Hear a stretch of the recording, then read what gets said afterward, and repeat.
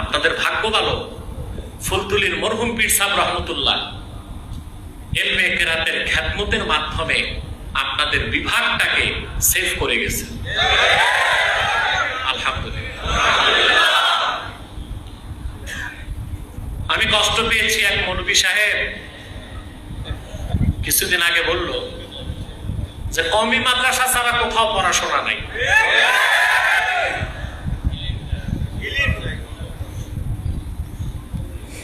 আমি তাদেরকে বলবো যে না, অবশ্যই কওমি মাদ্রাসা ইলমের মূল ধারাটাকে ধরে রেখেছে। আগে যে ওল্ড স্কিম আলিয়া মাদ্রাসা ছিল, তার নেসাব আর কওমির নেসাবে কোনো পার্থক্য ছিল না।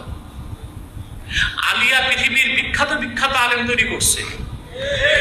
সারা বাংলাদেশের কওমি মাদ্রাসায় ইফতা বিভাগে কওয়াইদুল ফিকহ পড়ানো হয়। এটা লেখাকার আমিমুল এহসান মুজাদ্দিদি।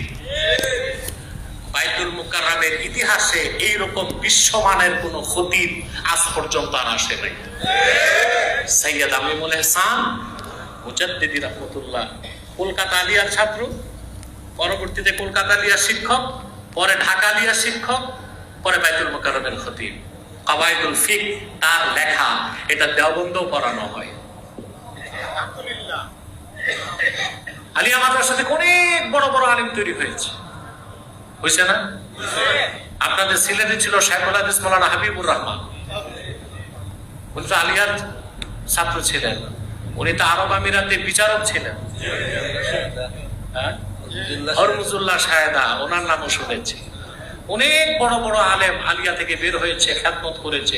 কওমি আলিয়ার বিভেদ সৃষ্টি যারা করে, তারা মূলত ছোট কলিজা রাখে, দিল ছোট, কনজাস্টেড মাইন্ড। আমরা মনে করি আল্লাহর দ্বীনের খিদমতে কওমির যেমন অবদান আছে, আলিয়ারও অবদান আছে। আমরা কাউকে খাটো করব না।